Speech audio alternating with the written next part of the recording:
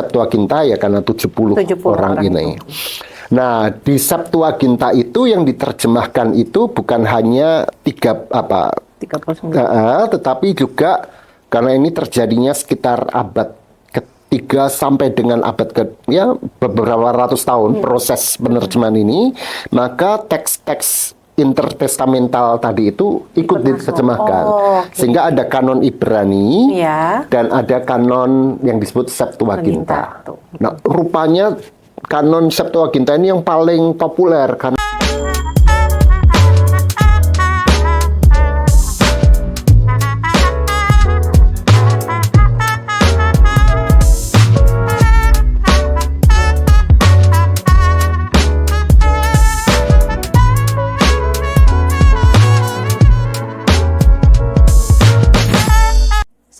Kembali dalam Inspirasi Pengajaran GKI Klasis Jakarta 2 atau Pijar Kajadu bersama saya Pendeta Amanda Laika Danda.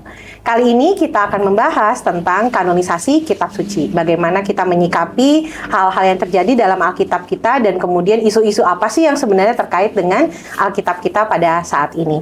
Kita akan membahas isu ini bersama the one and only Pendeta Yoas Adi Prasetya. Halo Pak Yoas. Halo. Apa kabar?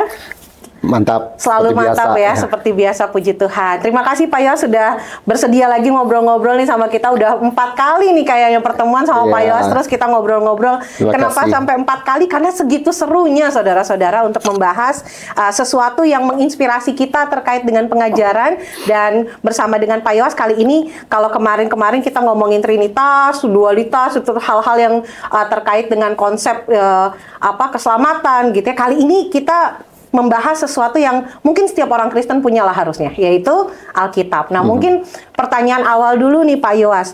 Ternyata Alkitab orang Protestan dengan Katolik tuh beda ya Pak ya. Jadi ada sisipan kitab-kitab yang di Katolik ada, di Protestan nggak ada. Itu kenapa sih Pak bisa kayak gitu?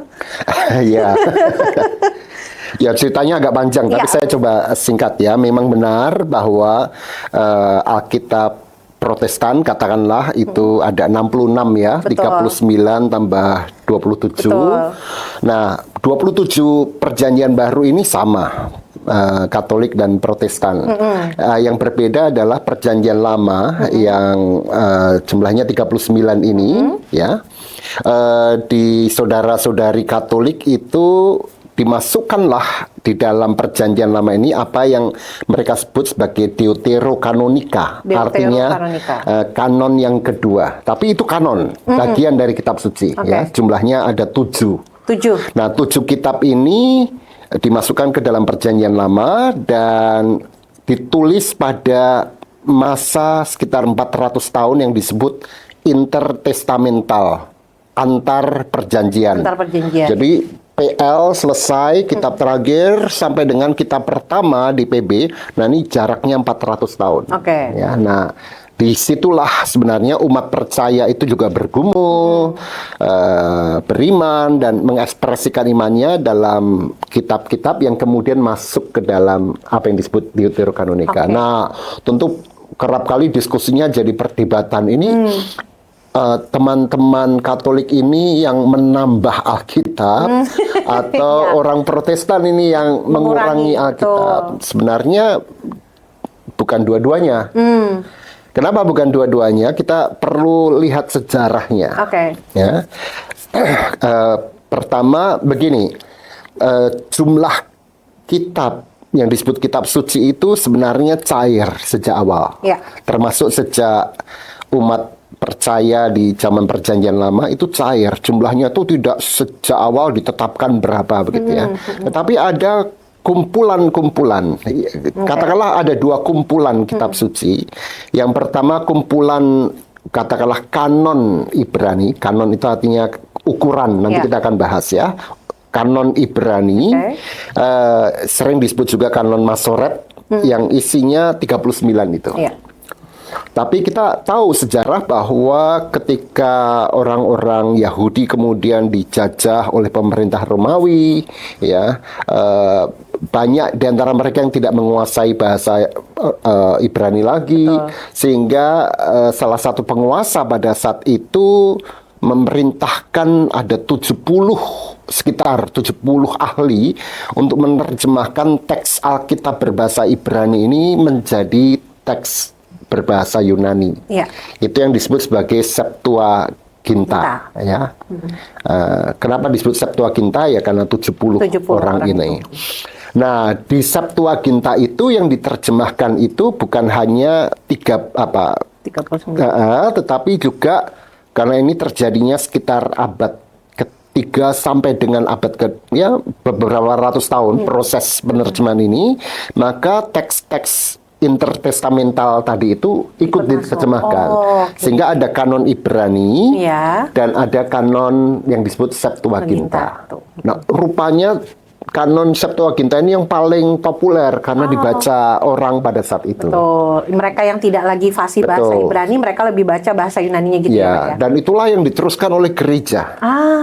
Sampai dengan ketika Martin Luther mengadakan reformasi, apa yang menjadi salah satu keputusan Luther adalah memakai kanon Ibrani yang tidak memiliki apa yang disebut sebagai Deuterokanonika itu. Dan itulah awal kenapa kemudian Alkitab Katolik yang memakai landasan Septuaginta itu dengan Alkitab Protestan yang memakai kanon Ibrani itu berbeda begitu. Jadi ya bukan menambah, bukan mengurang gitu. Jadi itu ada sejarahnya gitu ya, runtutan sejarahnya. Kenapa kemudian akhirnya berbeda. Dan memang kenapa salah satu keputusan Luther untuk memakai teks atau kanon Ibrani, Masoret adalah karena cukup banyak ajaran-ajaran gereja Roma yang dia tolak. Yang ternyata landasan biblis atau Alkitabnya itu ada di Deuterokanonika. Misalnya tentang purgatori, doa arwah, itu ada. Jadi kalau dikatakan purgatori ada landasan Alkitabnya enggak? Tergantung buat orang Protestan atau Katolik. Betul. Karena teman-teman Katolik mengakui kanon itu Deuterokanonika itu ya tentu ada landasannya. Betul. Buat kita yang tidak mengakui itu ya tidak ada begitu. Betul. Oke, jadi itu menjawab ya kenapa kemudian kok beda nih jumlah kitabnya. Dan memang kalau misalnya mau beli Alkitab, saudara-saudara juga mungkin perlu memperhatikan gitu ya, kalau ada tulisannya Deuterokanonika maka adalah 7 kitab itu gitu ya. Kalau yang biasa ya Alkitab saja ya sudah itu yang 66 kitab gitu. Dan nggak apa-apa juga kalau kita punya Deuterokanonika. Itu tidak berarti kitab-kitab itu lalu menyesatkan, sama sekali tidak. Bahkan Luther mengatakan Deuterokanonika ini punya nilai spiritual yang sangat tinggi. Hanya saja tidak diakui sebagai kitab suci. Calvin juga sebenarnya. Bahkan Calvin mengutip beberapa dari Deuterokanonika dalam tulisannya. Nah, kita orang-orang Protestan masa kini nih yang justru agak garang melihat perbedaan itu lalu kemudian mengatakan ini nggak boleh dibaca sama sekali gitu ya. Maka saran saya adalah ya kalau Anda mau baca, bacalah itu. Saya mengencourage Anda membaca karena ini tulisan spiritual dari orang-orang percaya begitu ya. Sama seperti kita membaca buku-buku klasik ya, Institutio dari Calvin misalnya, itu baik. Itu menumbuhkan iman begitu. Betul. Hanya saja sebagai orang Protestan kita sepakat untuk tidak memperlakukannya sebagai kitab suci begitu. Jadi jangan sampai kayak ngerasa bersalah banget gitu. Wah, saya belinya salah nih gitu ya. Ya nggak apa-apa juga dibaca aja gitu ya. Inspirasi kok gitu. Sama juga mungkin dengan buku-buku yang muatan Kristen tapi nggak masuk dalam Alkitab, toh itu juga bisa menginspirasi kita juga gitu ya Pak ya. Jadi bisa tuh sama-sama. Jadi semoga ini juga bisa menjawab pertanyaan saudara-saudara yang mungkin masih bingung nih masalah Deuterokanonika dan kemudian bagaimana di Protestan menyikapi 7 kitab tambahan yang ada di Deuterokanonika itu, supaya kita juga nggak salah kaprah begitu ya menyikapi hal itu. Itu hal yang pertama tuh Pak Yos, bahwa ternyata Alkitab di Indonesia aja itu sama Katolik udah beda. Kira-kira nih saya karena belum pernah ngulik gitu ya, mungkin dari Pak Yos juga bisa mencerahkan kita semua, kira-kira ada perbedaan-perbedaan lain nggak sih Pak? Mungkin yang kita nggak tahu, atau jangan-jangan ada aliran-aliran lain yang kemudian ternyata susunan Alkitabnya tuh nggak sama kita gitu. Kira-kira ada nggak Pak kayak gitu kemungkinannya? Iya, ada. Jadi bukan hanya Alkitab yang kita sebut Protestan dan Katolik ya. Pertama kita tahu Alkitab PL yang juga menjadi bagian kita ya. Itu jumlahnya sebenarnya 24. Oke. Kalau kita kan 39. Betul. Tapi sebenarnya isinya sama persis. Loh, kenapa lalu jumlahnya beda? Karena misalnya ya, 1 tawarikh, 2 tawarikh dianggap sebagai satu kitab. Oh, nggak dibedain 1, 2. Betul. Lalu beberapa nabi-nabi kecil, ya, nabi kecil itu apa? Bukan Yesaya, Yeremia, itu nabi besar, iya, betul. Habakuk, Yunus, ya, yang Mika, kecil-kecil itu dijadiin satu, sehingga totalnya menjadi 24. Oh, jadi nggak dibagi-bagi seperti yang kita ketahui gitu ya, Pak ya? Oke. Nah, itu disebut Tanakh. Tanakh ya. Tanakh itu sebenarnya singkatan. Nah, Taurat, Nebiim, kitab-kitab nabi, dan Ketubim atau kitab-kitab ya Mazmur, Pengkhotbah gitu. Jadi itu 3 klasifikasi ya yang diterima oleh orang-orang Yahudi. Lalu Alkitab Protestan yang kita miliki 66 itu, 39 dan 27. Kemudian Katolik tadi ya, berapa itu? 73 tambah 7 ya? 66 tambah 7 berapa? 66 tambah 7, 73 ya? 73, betul. Ada lagi Alkitab Ortodoks Timur. Itu beda lagi tuh ya Pak? Lebih banyak lagi. Lebih banyak? Yang disebut Deuterokanonika itu koleksinya lebih meluas ya. Jadi bukan hanya 73 tapi sekitar 76. Oh, ada lagi tambahan kitab-kitab lainnya. Oke. Ada lagi Ortodoks Oriental, lebih banyak lagi. Ya, dan yang paling banyak itu gereja Ortodoks di Ethiopia. Ya, itu sampai mendekati berapa ya? Saya sempat catat nih. Ada sekitar 81 sampai 88 begitu. Kitabnya. Ya. Wow. Tapi yang penting adalah semua ini sepakat bahwa di Perjanjian Baru yang beda-beda ini apa namanya di PL ya, khususnya yang beda-beda Perjanjian Lama, di intertestamental itu. PB-nya sama. Yaitu 27 semua. 27 semua. Yang berpusat pada Yesus Kristus. Jadi itu sama ya untuk PB semua yang tadi itu sama gitu ya, tapi kemudian yang PL itu intertestamentalnya yang beda gitu ya. Dan kita beruntung sebenarnya di Indonesia karena kemudian ada semacam kesepakatan oikumenis bahwa Alkitab itu memakai terjemahan LAI. Baik Protestan maupun Katolik. Dan itu sebuah wujud kesatuan gereja yang sangat substansial ya. Bagaimana dengan Deuterokanonika? Nah, LAI membantu kalau Katolik punya namanya LBI, Lembaga Biblika Indonesia, untuk ikut menerjemahkan dan menyatukan dalam Deuterokanonika itu begitu. Jadi ini wujud kesatuan gereja yang penting gitu dan kita harus hargai. Ini jadi membukakan pemahaman juga bahwa ternyata ada loh kitab-kitab yang lain gitu ya, walaupun memang kita mungkin nggak tahu sekarang karena kita cuma di Indonesia mungkin ya, tapi ternyata ada aliran-aliran lain juga yang punya jumlah kitab lebih banyak, dan itu biasanya di intertestamental itu ya, antara Perjanjian Lama dan Perjanjian Baru. Nah, lalu kalau misalnya seperti itu Pak, jadi mungkin pertanyaannya gini, sebenarnya apa sih patokannya gitu ya, sesuatu bisa masuk dalam kategori kitab suci atau ada hal-hal yang lain gitu yang maksudnya jadi tolak ukur gitu. Nah, sebelum membahas ini mungkin kita jeda sebentar ya saudara-saudara, untuk kita bisa membahas ini lebih lanjut. Kita jeda sejenak di Inspirasi Pengajaran GKI Klasis Jakarta 2.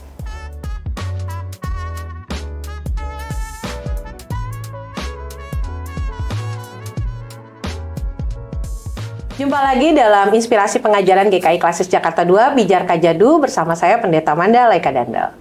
Kita masih membahas soal kanon Alkitab, dan tadi sudah membahas bahwa ternyata ada beberapa Alkitab yang memang jumlah kitabnya itu nggak sama seperti yang kita miliki gitu ya. Jadi ada beberapa aliran yang Alkitabnya mungkin kitab-kitabnya lebih panjang gitu, lebih banyak daripada yang kita punya di sekarang ini di Indonesia. Nah, mungkin butuh penjelasan lebih dalam nih dari Pak Yowas gitu ya. Kenapa sih sebenarnya apa sih yang menjadi ukuran satu kitab itu masuk jadi kategori kitab suci, atau ada juga hal-hal yang lain yang kemudian menjadi syarat begitu sesuatu kitab bisa masuk jadi kitab suci, itu gimana tuh Pak sejarahnya? Iya, jadi kata kanon itu sendiri berarti pengukur atau apa ya, norma, ukuran.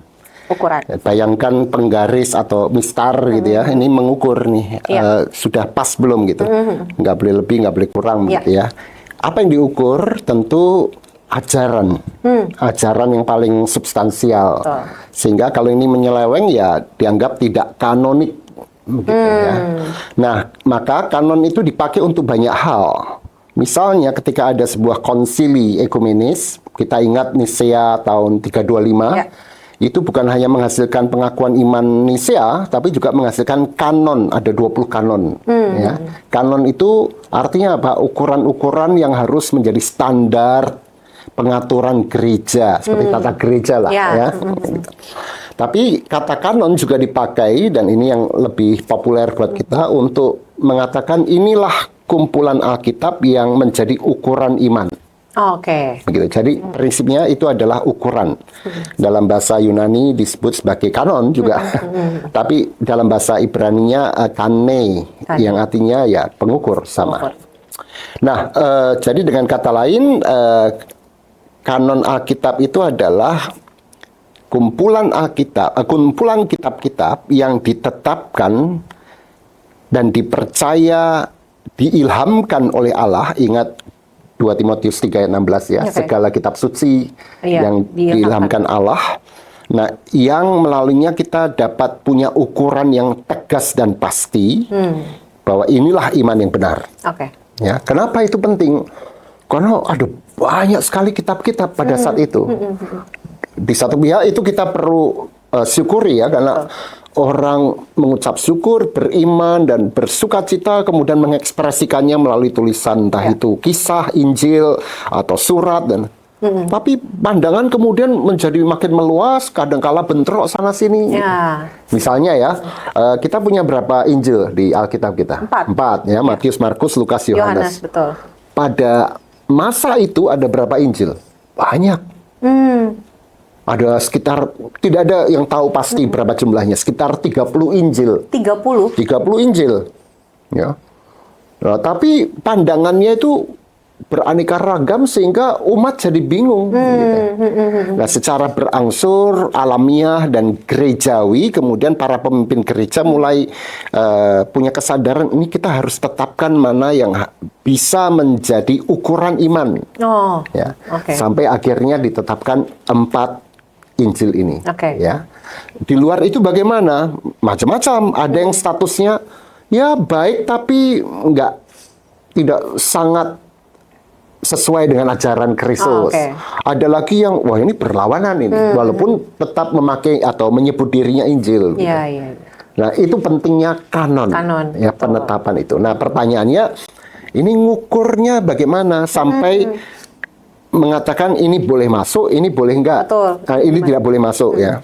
Nah, kita harus bedakan dulu kanon PL dengan kanon PB, Perjanjian Lama dan Perjanjian Baru. Pertanyaannya selalu adalah, kok sebagai orang yang percaya pada Yesus Kristus kita masih tetap menerima PB? PL ya, Perjanjian Lama. Satu, karena Yesus dan para penulis Perjanjian Baru sendiri mengutip PL. Ya, sehingga bagi mereka itu adalah kitab suci. Ketika Paulus menulis dalam 2 Timotius 3 ayat 16, segala tulisan yang diilhamkan Allah ya, dalam TB2 sekarang, segala kitab suci diilhamkan Allah. Kitab suci yang dimaksud Paulus pada saat itu ya PL itu. Ya. Jadi kita mau meneruskan iman Yahudi yang percaya pada Allah Israel, begitu.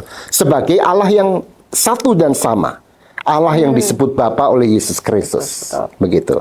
Dengan kata lain, ada kontinuitas antara iman Israel dengan iman Kristen. Itu yang pertama. Lalu yang kedua, mau dikatakan bahwa Allah yang satu dan sama itu Allah yang mengikat perjanjian dengan umatnya secara setia. Bukan hanya dengan umat Israel, tetapi sejak Kristus kemudian juga meluas ke bangsa-bangsa. Oke. Itu sebabnya Agustinus dari Hippo pernah mengatakan bahwa Perjanjian Lama ini menyiratkan apa yang baru, ya, menyembunyikan apa yang baru. Perjanjian baru memunculkan, memperlihatkan dari apa yang lama. Ya. Ya, jadi pesannya sebenarnya konsisten. Gitu, ya. Nah, itu soal Perjanjian Lama. Ya. Nah, soal jumlahnya berapa itu persoalan lain. Oke. Nah, terkait Perjanjian Baru, lalu kenapa ini diambil dan yang itu tidak? Ya. Gitu, ya, itu ada beberapa ukuran. Ukuran yang pertama tentu adalah otoritas. Ya, satu kitab dimasukkan karena dianggap memang berotoritas menyatakan kebenaran sesuai dengan ajaran para rasul. Oke, itu jadi ukuran tuh ya? Ya, ukuran penting pertama. Ukuran yang kedua adalah kekunoan. Kekunoan? Ya, makin dekat dengan masa Yesus dan para rasul. Ya. Lalu yang ketiga adalah ortodoksi. Apakah memang mengajarkan inti ajaran yang tepat atau tidak? Gitu. Jadi ajarannya lurus atau tidak? Begitu. Itu sebabnya ada Injil-Injil yang disebut Injil-Injil Gnostik yang terlalu menekankan misalnya keilahian Yesus, kemanusiaannya ditolak. Nah, itu tidak masuk. Lalu yang keempat itu adalah katolisitas. Apa itu katolisitas? Dipakai umum oleh banyak. Kita bayangkan dulu itu gereja di mana-mana, ya, dan itu kitab yang dipakai di mana-mana itulah yang kemudian ini dimiliki bersama begitu. Nah, 4 ukuran ini yang kemudian menjadikan kita punya 27 perjanjian baru itu. Begitu. Oke. Dan itu kanon itu akhirnya kemudian diputuskan di konsili ya, Pak ya? Iya, tapi tidak ada konsili yang ekumenis ya, seperti Nicea, tidak ada. Itu konsili, beberapa konsili regional lah katanya. Kalau sekarang sinode wilayah. Ya, di sinode wilayahnya. Jadi tapi lingkup yang lebih kecil gitu ya, tapi sudah disepakati begitu ya. Itu berangsur-angsur gitu. Dan tulisan-tulisan Bapak Gereja, ya, misalnya Tertullianus, Athanasius menetapkan 27 itu. Dan itu secara alamiah kemudian memang ada satu konsili di Gereja Barat yaitu Konsili Trente. Itu muncul setelah reformasi yang menetapkan untuk Gereja Katolik 73 kitab Deuterokanonika masuk itu. Itu Konsili Trente itu yang akhirnya final gitu untuk Gereja Katolik. Gitu. Nah, soal ajaran tadi saya perlu mengatakan begini. Ortodoksi ini penting. Pusatnya apa sih? Menerima satu kitab dan tidak yang lain? 2. Yang pertama, apakah dia memberitakan Yesus sebagai Allah manusia? Oke. Dan yang kedua adalah Trinitas. Ya. Itu yang membuat kemudian mereka juga memilih kitab-kitab atau memastikan bahwa Perjanjian Lama menjadi kitab kita.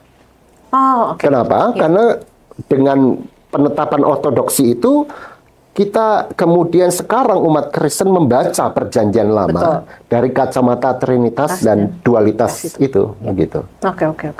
Jadi masih agak nyambung ya sama pembahasan kita yang beberapa waktu lalu gitu ya. Ternyata nyambung semua nih obrolannya bahwa bahkan untuk menjadi kanon Alkitab pun nuansa trinitaris dan juga Kristus Allah manusia itu juga masuk gitu dalam ukurannya gitu ya. Nah, ini menarik sekali saudara-saudara bahwa ternyata nggak segampang itu loh untuk bisa menentukan sesuatu tuh masuk dalam kategori kitab suci atau enggak, karena ada banyak hal apalagi terkait dengan pengajaran ya Pak Yowas ya. Jadi itu emang harus benar-benar dipastikan benar, diterima, dan kemudian dalam nuansa trinitaris juga gitu ya. Jadi ukurannya banyak sekali. Jadi nggak semudah itu kita kemudian mengatakan ini boleh masuk, enggak. Ternyata banyak sekali nih sensornya mungkin alat-alatnya untuk kemudian mengukur. Nah, untuk Protestan lain lagi nih sensornya.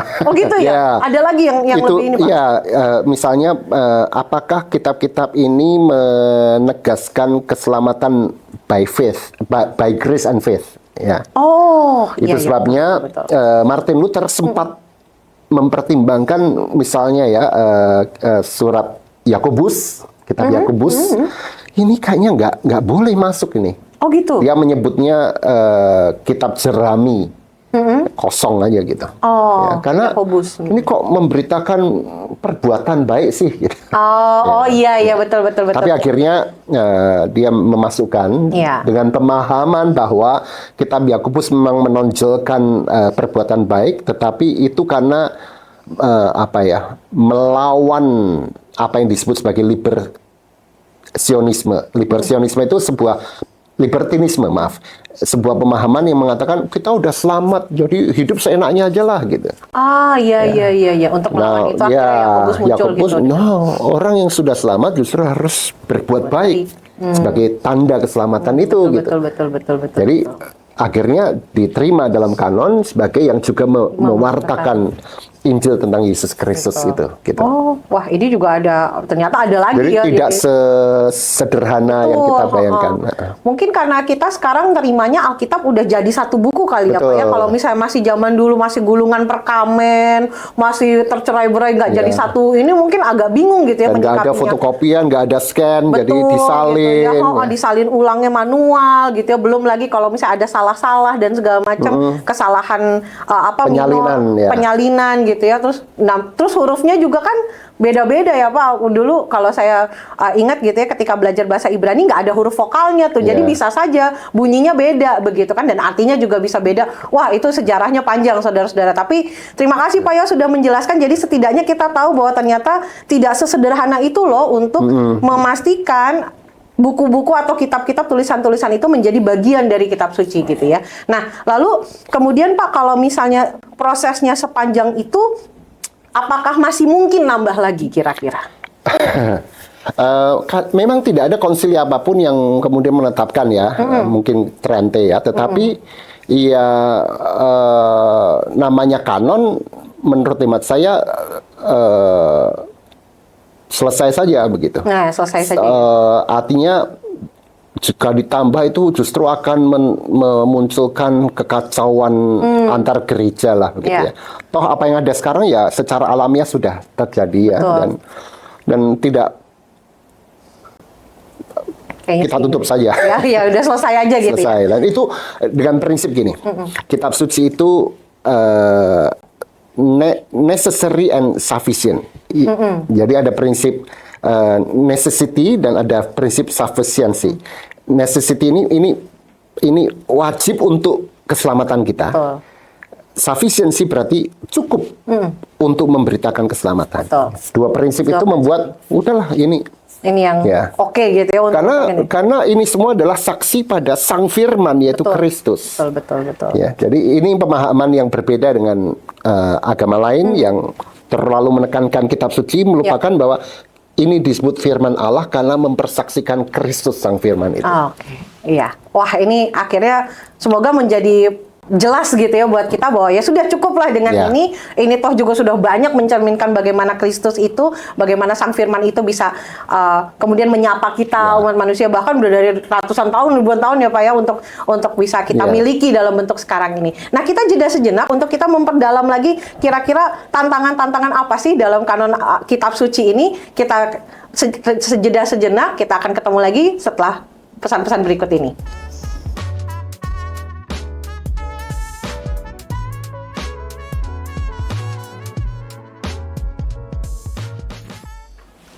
Kembali lagi dalam inspirasi pengajaran GKI Klasis Jakarta 2, Pijar Kajadu, bersama saya Pendeta Manda Laika Danda. Kita akan melanjutkan pembahasan tentang kanon Alkitab. Tadi kita sudah mendengar panjang lebar sejarahnya dan apa sih ukuran-ukuran sebuah kitab atau tulisan masuk dalam kategori kitab suci. Nah, sekarang kita akan membahas lebih lanjut, mungkin Pak ada nggak ya kira-kira orang yang punya kemauannya sendiri gitu, saya mau pilih ini, pilih itu. Mungkin kita sebagai orang Kristen punya kitab favorit atau ayat favorit yang kayaknya ini udah paling bener nih. Nah, zaman dulu ketika belum menyatu seperti sekarang nih tulisan-tulisannya, ada nggak ya orang yang kepikiran kayak gitu juga? Saya maunya yang ini aja, yang lain enggak. Walaupun itu tidak disepakati secara komunal misalnya, tapi ada nggak ya orang yang seiseng itu gitu, milih-milih gitu? Ada banget ya Pak. Bahkan terkenal tuh tapi oleh gereja dianggap bidah ya. Namanya Marcion. Ya, Marcion ini sangat awal nih, abad yang kedua. Jadi sangat dekat dengan para rasul, tetapi dia punya pemahaman begini, karena saking terpesonanya pada pesan cinta kasih Yesus Kristus, lalu dia melihat nih Allah perjanjian lama nih kejam nih, bengis gitu. Berbeda dengan Allah Bapa yang dikatakan oleh Yesus Kristus. Jadi ini dua Allah yang berbeda, PL dan PB. Maka apa yang dia lakukan, dia tolak PL. Totally semuanya. Ya, dan selektif pada beberapa PB ini. Gitu. Nah, gereja kemudian melihat bahwa ini berbahaya. Karena kemudian terjadi diskontinuitas yang ekstrim antara PL dan PB itu. Maka dia dianggap bidat. Jadi ini bidat yang berjasa. Kenapa? Karena justru dengan munculnya Marcion ini gereja disadarkan untuk membuat kanon justru. Iya, jadi supaya orang juga kemudian tidak hanya pilih-pilih sana sini tapi melihat gambaran lebih besarnya kenapa kemudian ini jadi satu kesatuan gitu ya, Dan Pak ya. Setelah itu juga muncul beberapa ajaran yang keliru lagi ya. Misalnya Montanisme. Montanisme itu sangat menekankan gerak roh. Yang memberi kemampuan orang untuk bernubuat. Jadi orang bisa bernubuat, Roh Kudus berbicara. Ini mirip dengan banyak pemimpin gereja masa kini ya. Dan nubuatnya itu dianggap berotoritas melebihi kitab suci. Nah, masalahnya kan jadi subjektif. Iya, betul. Lalu di mana ukurannya? Ya. Itu menentukan juga gereja segera harus memiliki kanon. Ada lagi misalnya apa yang disebut sebagai ebionitisme. Kaum ebionit ini dia mencoba menekankan sungguh-sungguh pada kemanusiaan Yesus, sehingga dia menolak keilahian Yesus. Dan karena itu menggelisahkan sekali karena umat percaya meyakini Yesus itu Allah manusia. Betul. Dan karena itu mereka memilih-milih memfilter apa yang sesuai dengan teologi mereka. Nah, semua bidat ini atau kelompok yang dianggap menyeleweng dari ortodoksi ini berjasa dalam arti mendorong gereja untuk segera memiliki kanon. Betul. Nah, Marcionisme ini tanpa sadar sebenarnya masih dihidupi sekarang. Saya sering ditanya, kok Allahnya PL dengan Allahnya PB beda, yang ini kejam ini ya. Betul. Di sini pentingnya apa yang saya sebut pendekatan kanonik. Ya, kita melihat Alkitab sebagai satu kesatuan yang secara progresif menyatakan siapa Allah itu. Sehingga misalnya kalau ada satu teks yang berisi kekerasan misalnya, itu kita letakkan dalam seluruh kanon itu seperti gambaran besar. Ya. Jadi bayangkan ada lukisan, ya, Bu Manda mungkin pernah lihat lukisan penyaliban Yesus. Ya. Lalu ada serdadu yang membawa pedang melakukan kekerasan. Kalau itu di spotlight kekerasan, kita kan nggak bisa ngomong lalu, wah ini lukisan kekerasan. Begitu dilihat dalam gambar besarnya, kita bisa menyimpulkan, oh ini gambar tentang cinta kasih Allah. Di dalamnya ada kisah-kisah itu. Betul. Tapi dalam gambar besar itu ini tentang cinta kasih. Dan justru dengan adanya teks-teks yang semacam itu, orang Kristen, orang beriman jadi punya bahan. Ini realistik. Ya. Kompleksitas hidup manusia ada di dalam Alkitab. Tidak ditutup-tutupi lalu dibuang saja. Dan bahkan dengan itu kita bersyukur kita punya bahan untuk tidak melakukan lagi. Bahkan untuk melawan kekerasan misalnya yang kita temui di masa kini. Misalnya begitu. Ini pentingnya kanon sebagai satu kesatuan. Ya. Nah, apa yang dijelaskan Pak Yowas tadi sedikit banyak tadi saya juga sempat terpikir ini jangan-jangan menjadi kegelisahan guru-guru sekolah minggu ketika bahas perjanjian lama. Ini gimana ya? Ini teksnya bicara soal kekerasan, bicara soal ini nih. Nah, caranya tadi udah Pak Yos sampaikan, triknya adalah kita melihat ini secara kanonik gitu ya, gambaran besarnya yang kita Salah lihat. satu Ya, caranya cara, ya, tentu betul. ada banyak cara memahami Betul. teks-teks semacam itu. Salah Itu satu tapi caranya. jangan dibahas sekarang, Oh, iya. bisa panjang sekali. Kita nanti bikin pembinaan sekolah minggu kayak Siap. sesi yang lain kayaknya Ya. Seru banget soalnya ngobrol sama Pak Yos. Jadi bicara soal bagaimana Marcion tadi menjadi bidah yang akhirnya menguntungkan gereja, ini juga mau menjelaskan kepada kita bahwa ternyata nggak semua yang buruk itu kemudian membawa dampak yang buruk juga, bahwa menjadi kesadaran gereja untuk punya ukuran dan juga punya kacamata melihat kekerasan dalam misalnya teks-teks Alkitab gitu di Perjanjian Lama, kita punya sudut pandang yang berbeda gitu ya untuk melihat bahwa ternyata ini nggak seperti yang Marcion bilang kok gitu ya, bahwa Allahnya tetap menjadi Allah yang konsisten, progresif gitu ya. Dan ini rasanya menjadi satu hal yang mencerahkan, semoga saja ya saudara-saudara yang mendengarkan podcast ini, bahwa ternyata kitab suci kita tuh bukan yang bertolak belakang, bukan yang kemudian memiliki melegalkan kekerasan gitu ya, tapi kita harus lihat gambaran besarnya gitu ya. Nah, lalu kalau misalnya tadi bicara soal orang yang seneng sama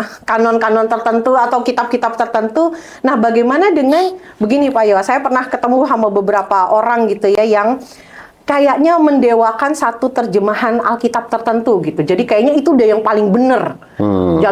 Lalu kemudian karena dia tinggal di Indonesia, lalu lihat terjemahan bahasa Indonesia, wah salah nih. Apalagi TB2, misalnya, wah lebih aneh lagi yang kayak gitu-gitu. Ini gimana ya Pak menyikapinya ketika orang kemudian hanya condong percaya pada satu terjemahan yang dia anggap benar, lalu kemudian terjemahan-terjemahan yang lain jadi kesannya kita menyalahgunakan firman Tuhan. Itu gimana sih Pak sebenarnya menjelaskannya? Ya, yang pertama saya harus mengatakan kita harus bersyukur di Indonesia ini hampir seluruh gereja sepakat untuk memakai terjemahan dari LAI sebagai sebuah wujud kesatuan gereja. Dan itu tidak sama dengan misalnya di Amerika atau di negara-negara berbahasa Inggris itu terjemahannya macam-macam dan seringkali membingungkan ya. Bahkan sampai muncul kelompok yang disebut KJV only, ya. KJV, oh ya, King James Version only, sebagai terjemahan yang paling benar. Ya. Tapi kita lupa KJV juga terjemahan, betul, gitu ya. Nah, prinsip penerjemahan tuh gini. Bayangkan ada spektrum di sisi yang paling kanan ini terjemahan yang sedapat mungkin ekuivalen dengan bahasa asli. Oke. Di sisi yang paling kanan itu yang dinamis, ya, sedapat mungkin dipahami oleh pembaca masa kini. Nah, menerjemahkannya itu ada yang mau ke situ terus, tapi makin ke sini makin nggak paham pembaca masa kini, karena budaya yang jauh sekali antara budaya Alkitab dengan budaya kita, ya. Tapi makin ke kiri, ya, makin dinamis, itu makin dipahami oleh pembaca, tapi kadangkala terjemahannya tidak terlalu cocok dengan teks aslinya, tapi pesannya dijaga. Ya. Nah, LAI dengan TB dan TB2 itu kira-kira mau di tengah gitulah ya. Ngambil posisi. Nah, KJV itu seolah-olah mau terlalu ke kanan. Tapi persoalan KJV adalah begini, dia muncul penerjemahan itu pada saat yang dipakai adalah teks-teks yang disebut sebagai textus receptus. Apa itu textus receptus? Ya. Kira-kira teks Alkitab PP yang pada saat itu ditemukan pada masanya. Oh, pada masa itu ditemukan. Tapi setelah KJV selesai, itu muncul penemuan-penemuan arkeologi baru. Oke. Yang menemukan manuskrip perjanjian baru yang lebih tua daripada yang diterjemahkan namanya. Betul. Sehingga ini mestinya lebih otoritatif.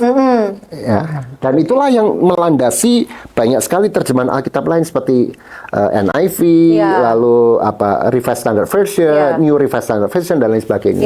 Sehingga sebenarnya dari sudut validitas keabsahan terjemahan, KJV ini bermasalah karena memakai TR, Textus Receptus ini, ya, tidak memakai critical text.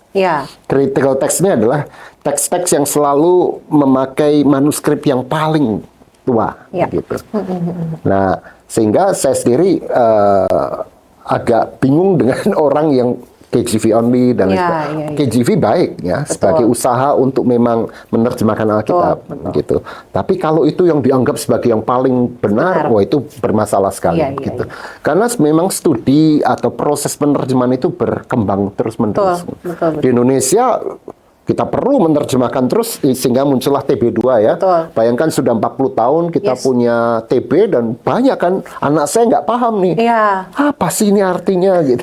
Bahasanya kurang relate sama anak sekarang gitu ya, menjelaskannya begitu. Belum lagi diterjemahkan ke bahasa-bahasa suku. Ya. Ini proses yang tidak mudah gitu. Betul. Dan itu keharusan menerjemahkan ya. William Tyndale yang hidup sebelum reformasi lah. Dia pernah mengatakan bersalahlah kita jika kita tidak menerjemahkan.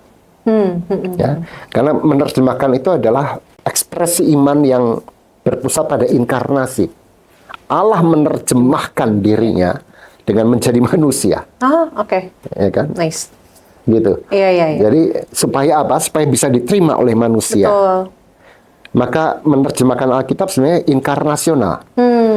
Kita mau menghadirkan sabda Allah itu dalam bahasa yang memang akrab dengan orang-orang yang dicintai Allah itu. Iya. Itulah kenapa kemudian kalau di Lembaga Alkitab Indonesia gitu ya masih terus berupaya supaya Alkitab ini juga bisa dimengerti dalam berbagai bahasa. Betul. Karena di Indonesia banyak sekali sukunya. Jadi penerjemahan Alkitab dalam bahasa suku itu juga terjadi di kita gitu ya. Jadi Alkitab kita tuh bukan cuma yang bahasa Indonesia, saudara-saudara. Jadi ada bahasa-bahasa suku yang lain yang kemudian memperkaya supaya orang juga bisa melihat gitu ya karya kasih Allah lewat firman ini dalam bahasa dekatnya mereka begitu. Dan TB2 misalnya itu terjemahannya nggak berbasis KJV, nggak berbasis teks terjemahan, langsung ke critical text ya. Ke apa namanya teks asli berbahasa Yunaninya. Oh gitu. Jadi makanya kenapa ada banyak perbedaan gitu ya antara TB2 dan TB1 gitu ya. Jadi karena merujuk kepada teks yang aslinya gitu ya. Betul.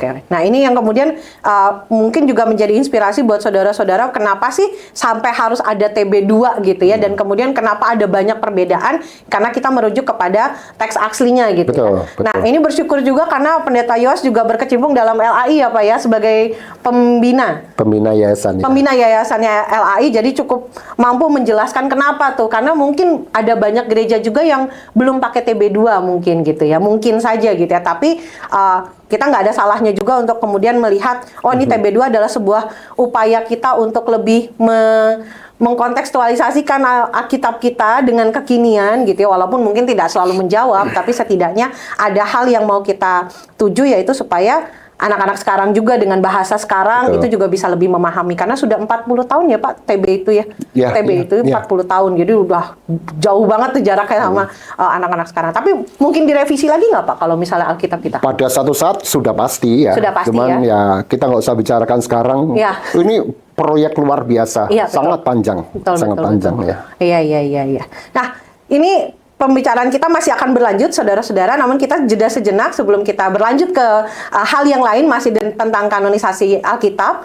Kita jeda sejenak, masih tetap di Inspirasi Pengajaran GKI Klasis Jakarta 2.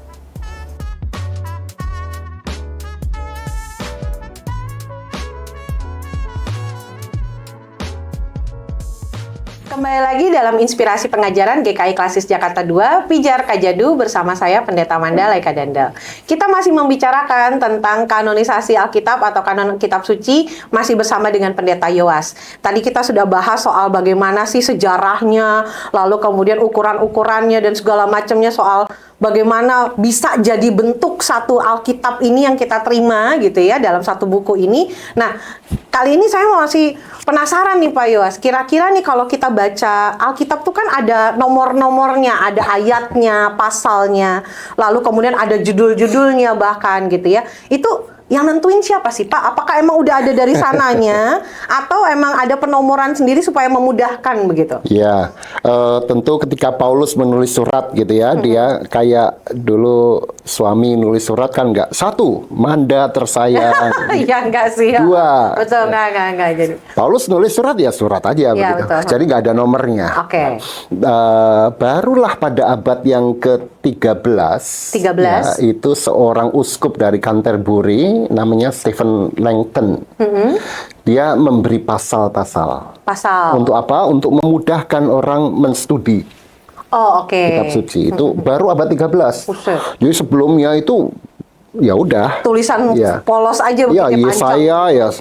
Iya, Bayangkan kalau khotbahnya Aduh. seperti yang dikatakan dalam Yesaya, umat bingung Bingung mencari banget. jalan. Ya. Iya, betul. Nah, baru kemudian abad yang ke-16 ya, itu kemudian kalau nggak salah namanya siapa ya? Etienne, saya lupa ya. Itu memberi pasal ayat. Oh, jadi Ya. pasal dulu baru ayat. Betul, itu terpaut tiga abad. Ketika Luther menerbitkan Alkitab berbahasa Jerman, Ya. itu masih pasal. Oke. Barulah pada edisi berikutnya itu sudah dengan ayat. Jadi itu pada masa-masa Luther lah begitu. Dan sejak itu sangat membantu umat Ya. untuk melakukan studi dan menikmati Alkitab. Walaupun juga ada kekurangannya. Karena kadangkala pemotongan pasal dan ayat ini membingungkan ini. Ya. Saya kasih contoh ya. Ya. Jadi kalau kita baca sebentar, yang cocok apa ya? Efesus 5. Efesus 5. Ya, ayat 22. Oke, saya lihat di handphone ya Pak, Ya. soalnya nggak bawa Alkitab nih. Efesus 5. Ya, kemudian bukan hanya itu, LAI juga memotong berdasarkan gagasan-gagasan, lalu Oke. diberi judul. Jadi kalau ada Oh iya, judul perikop, misalnya betul. kasih Kristus sebagai dasar hidup suami istri. Betul. Itu nggak ada, Paulus nggak nulis Oh, begitu. iya, jadi itu ditambahkan. LAI yang memberi. Khusus LAI itu ya Pak Ya, ya? semua kitab suci di terjemahan biasanya begitu. Biasanya kasih, Ya. tapi nggak spesifik sama gitu? atau? Tidak sama. Oh ya, oke. Ya, nah, misalnya di Efesus 5, kalau di TB itu pemotongannya itu ada di ayat 22 kan? Betul. Ini ayat favoritnya para suami nih.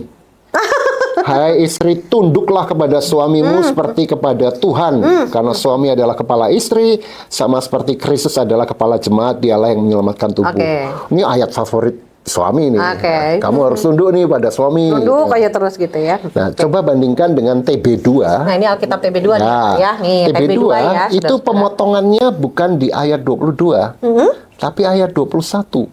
Ayat 21. Jadi ayat 21 itu kalau di TB1 dimasukkan di atas, Betul, perikop betul, atas. betul. Sekarang di TB2 dimasukkan ke Bawah. Bawah. Ke perikop Ya. yang itu ya, kasih kukus itu. Loh, ini bikinannya LAI.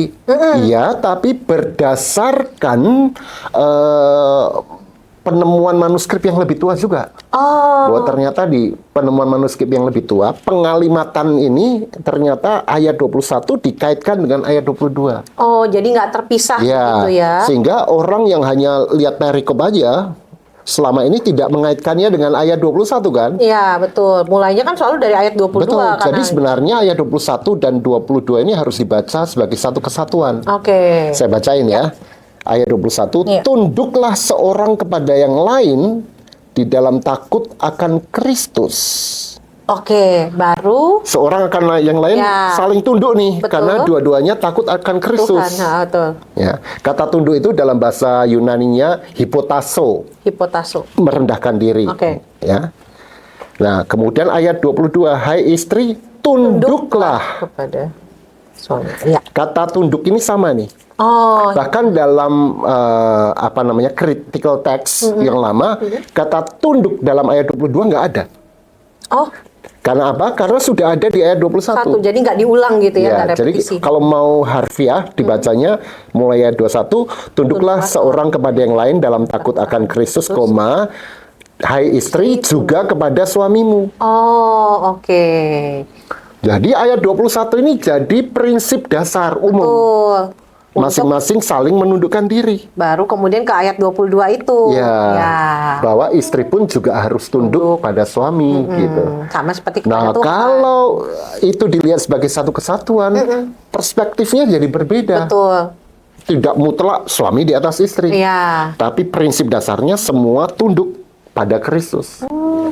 Jadi sepenting itu ya maksudnya Ya. pemenggalan dan segala macam, karena akhirnya Betul. kecenderungannya adalah kita dipisahkan sama perikop, jadi seakan-akan ya udah nggak ada urusan nih gitu ya. Nah, kenapa cuma istri yang harus tunduk pada suami kan? Betul. Nah, beberapa ahli, tidak semua, meneliti bahwa pada zaman itu yang percaya Kristus di jemaat-jemaat itu semula adalah perempuan-perempuan yang kaya-kaya, yang status sosialnya tinggi. Suaminya dijajah. Iya. Maka Injil yang membebaskan, yang melawan budaya, Betul. ingin mengatakan, istri kamu di luar mungkin boleh di atas suamimu. Tapi begitu di Iya. dalam rumah tangga, Betul. sama-sama tunduk gitu ya, bukan Iya. cuma tunduk sama suami. Bahkan kamu juga harus tunduk pada suamimu, Betul. karena engkau tunduk pada Kristus. Iya, betul. Nah, kepada budaya Indonesia ketika Injil masuk, sebelum Injil masuk siapa yang lebih tinggi? Laki-laki. Laki-laki. Betul. Jadi kira-kira bayangan saya ya, ini pandangan saya Iya, pribadi. Kalau Paulus menulis surat kepada jemaat di Batak, di Jawa, pasti dia kemungkinan dia akan mengatakan tunduklah seorang akan yang lain dalam takut akan Kristus. Ayat 22, hai suami, tunduklah pada istrimu. Karena memang yang utamanya biasanya laki-laki. Oke.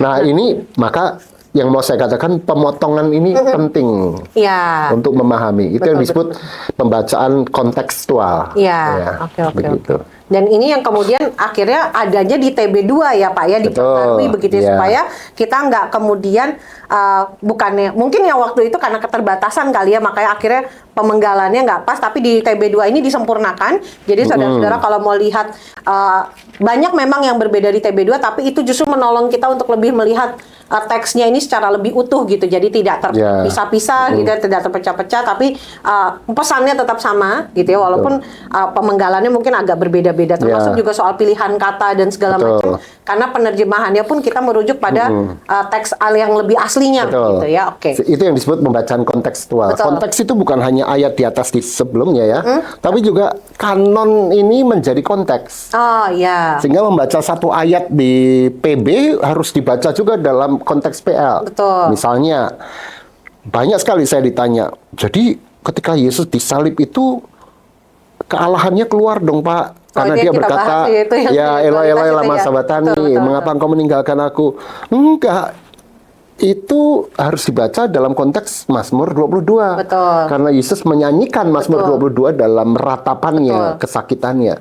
Dan kalau kita baca Mazmur 22 secara utuh, nggak ada di sana sampai akhir dikatakan bahwa Allah meninggalkan dia. Malah Allah sungguh-sungguh setia, begitu. Nah, itu pembacaan kontekstual dan kanonik, begitu.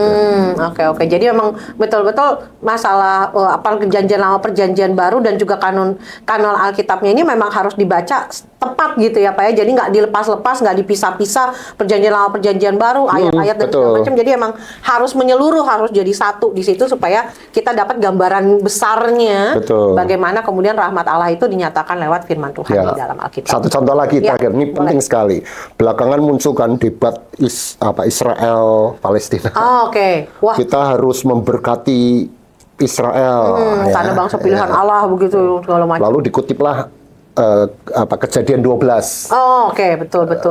Janji pada Abraham dan keturunan yang memberkati engkau akan diberkati. Padahal itu tidak bicara soal bangsa Israel modern. Dari mana saya tahu? Ini bukan pandangan saya. Paulus mengatakan dalam Galatia pasal yang ketiga misalnya ya. Di sana dikatakan ayat 16, adapun segala janji itu diucapkan pada Abraham dan kepada keturunannya. Tidak dikatakan, kata Paulus, kepada keturunan-keturunannya, seolah-olah yang dimaksudkan adalah banyak orang, tetapi hanya satu orang, dan kepada keturunanmu, yaitu Kristus. Jadi, ini bukan soal bangsa pilihan. Tapi keturunan Abraham yang dimaksud adalah satu orang, Kristus. Maka sejak Kristus, bahkan dikatakan di ayat selanjutnya, ya, di dalam Kristus tidak ada Yahudi, tidak ada Yunani, tidak ada laki, tidak ada perempuan. Semuanya sudah disatukan. Jadi agak keliru memahami hanya dalam satu teks ini, kita harus pro Israel misalnya. Tidak. Di dalam Kristus semua ras semua suku dipersatukan. Betul. Di dalam Kristus berkat Allah itu kemudian dinikmati begitu. Nah, ini pendekatan kanonik ini penting. Kemudian membuat kita jadi lebih tahu gitu ya bagaimana harus menyikapi gitu ya terkait dengan isu-isu ini. Dan menarik juga sih Pak, karena kadang-kadang kita tuh karena udah tahu ada pasalnya, ada ayatnya, udah fokusnya ke situ aja, jadi lupa untuk melihat Alkitab ini sebagai satu kesatuan, satu hal yang utuh yang menceritakan Allah yang sama, bukan yang berbeda-beda. Dan kemarin juga kan kita bicara soal keselamatan ya Pak di episode yang lalu, bahwa ya rahmat ilahi itulah yang kemudian kita terima juga sekarang, dan ketika baca teks-teks yang seperti ini pun kita juga harus ada nuansa itu supaya kita nggak salah kaprah begitu. Makanya saya selalu berpesan jangan bersikap ayatiah. Tapi Alkitabiah. Ayatiah, pasaliah itu juga gitu ya. Jadi harus Alkitabiah ya atau Pak, perikopiah. Perikopiah itu juga. Tapi Alkitabiah sebagai satu kesatuan. Sebagai satu kesatuan. Karena Anda mau punya pandangan apapun, mau cari landasan ayatnya, pasti ada. Pasti dibuat ada. Iya, dibuat ada, betul. Tapi ketika bicara soal Alkitab sebagai satu keutuhan, satu kesatuan, kita akan melihat dari sudut pandang yang lain gitu ya. Dan dalam satu pesan itu kita tunduk kepada otoritas Alkitab. Wah, luar biasa nih. Jadi ternyata sepenting itu kita belajar soal bagaimana Alkitab gitu ya, lalu susunan-susunannya, dan kemudian cara membacanya juga itu menjadi penting untuk kita tahu nih bagaimana menyikapi Alkitab. Jadi semoga saudara-saudara juga terinspirasi untuk mau baca Alkitab nih. Jangan sampai Alkitab cuma numpuk di rumah. Apalagi sekarang udah di gadget kita udah ada. Jadi nggak perlu lagi lah yang Alkitab buku berat gitu ya. Padahal kita udah punya TB2 ya Pak ya, yang lebih baru lagi terjemahannya gitu ya. Dan itu juga sudah banyak di toko buku, sudah bisa dibeli juga oleh saudara-saudara sekalian. Supaya kita juga bisa lihat, wah ternyata ada hal-hal yang memang perlu kita perbarui juga dalam cara kita melihat Alkitab gitu ya. Jadi kalau misalnya cuman mengandalkan yang yang digital ini kayaknya sayang sekali gitu, karena kalau nggak salah ya Pak ya, kalau di Alkitab buku tuh kelebihannya adalah selain masalah peta Alkitab, kamus Alkitab, ada referensi ayat di bawahnya itu yang kemudian merujukkan bahwa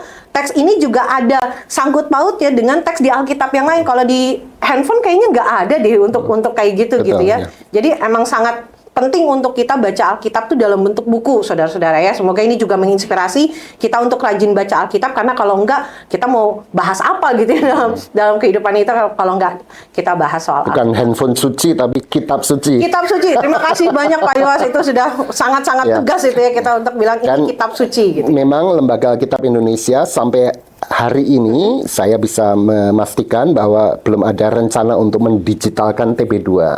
Oh gitu? Ya, karena kita sangat menghargai proses panjang berpuluh-puluh tahun menjadikan terjemahan ini ya. Dan tidak mahal. Menurut saya kalau kita sungguh-sungguh mengapresiasi firman Tuhan ini ya dedikasikan uang Anda untuk membeli dan membacanya setiap hari begitu. Betul. Jadi masih berlaku ya lagu baca kitab suci doa tiap hari itu masih berlaku, apalagi sekarang dengan terjemahan yang lebih baru. Jadi mendorong juga untuk kita membeli Alkitab buku karena nggak ada bentuk digitalnya. Gitu ya Pak ya? Jadi kita beli gitu ya. Nggak mahal lah Bapak Ibu, 1.000-2.000 nggak bikin kita jadi akhirnya kemudian jadi kekurangan. Apalagi ini masalah firman Tuhan, masalah pengajaran, bagaimana kita merasakan rahmat Tuhan itu dalam kehidupan kita. Nah, lalu mungkin juga kalau misalnya kita sudah belajar tadi soal kitab-kitabnya, soal bagaimana prosesnya supaya jadi satu yang utuh ini dan kemudian aplikasinya dalam kehidupan kita, mungkin ada arahan juga kali bagaimana kita kemudian menghidupi firman Tuhan ini secara teratur, apakah baca berurutan atau gimana, 1 tahun selesai apa gimana tuh Pak Yos? Ya, ini menjadi preferensi setiap orang ya. Dalam banyak tradisi Kristen membaca secara teratur itu umum dilakukan ya, tetapi juga ada preferensi orang yang berbeda-beda ya, dan itu silakan saja. Ada yang memakai bantuan renungan harian saat teduh apapun namanya dengan satu cuplikan ayat, kemudian ada perenungannya, itu oke ya, tapi jangan sampai perenungan itu menggantikan teks Alkitab itu sendiri. Yang pasti adalah kita adalah umat berkitab. Kita mengenal siapa Tuhan penyelamat kita melalui kitab suci ini, dan karena itu cintailah kitab suci ini, begitu. Dengan cara apa? Disiplin rohani. Apa yang dimaksud disiplin rohani? Ya sangat bebas. Ada yang membaca 2 pasal setiap hari, 1 pasal setiap hari, atau memakai panduan. Misalnya LAI memiliki daftar bacaan tahunan, Ya. harian selama setahun. Itu nggak apa-apa, bebas-bebas saja. Ya. Oke. Yang penting adalah ada habituasi, pembiasaan membaca kitab suci ini begitu. Ya. Iya, ini jadi ajakan yang baik juga ya, saudara-saudara, untuk kita semua, untuk kita juga mencintai kitab suci kita, karena toh ini yang kita miliki sebagai sumber kita untuk mengenal Allah, mengenal rahmat Allah, dan juga dengan Alkitab ini kita juga tahu apa yang harus kita lakukan dalam kehidupan kita sehari-hari ya. Nah, ini mungkin kita harus akhiri segmen ini di sini, Pak, untuk pembahasan kita soal kanon Alkitab atau kanon kitab suci. Mungkin ada closing statement dari Pak Yowas? Iya. Setiap kali Lembaga Alkitab Indonesia pergi ke pelosok-pelosok Indonesia dan membagikan Alkitab ini, kami semua terharu dengan begitu banyak orang yang luar biasa antusias menerima kitab suci. Bayangkan dengan kita yang mungkin hidup di kota-kota besar yang bersikap biasa saja nih Alkitab gitu ya. Dan mereka mengajarkan kepada saya, kepada kita semua, betapa berharganya kitab suci ini. Ya.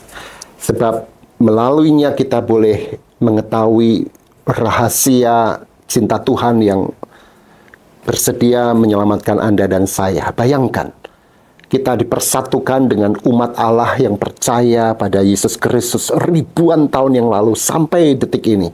Ya. Karena kita sama-sama membaca kisah kasih Allah di dalam Kristus, dalam kuasa Roh Kudus itu. Maka cintailah Alkitab ini.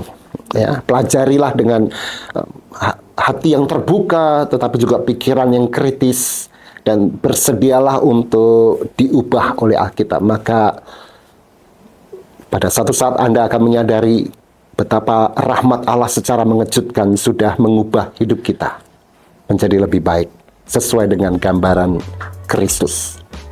Gitu. Terima kasih banyak Pendeta Yowas untuk apa yang sudah kita bicarakan pada segmen ini. Terima kasih juga saudara-saudara sudah menyaksikan Pijar Kajadu, Inspirasi Pengajaran GKI Klasis Jakarta 2. Segmen ini kita sudahi di sini, sampai ketemu lagi dalam pembahasan berikutnya. Tuhan memberkati.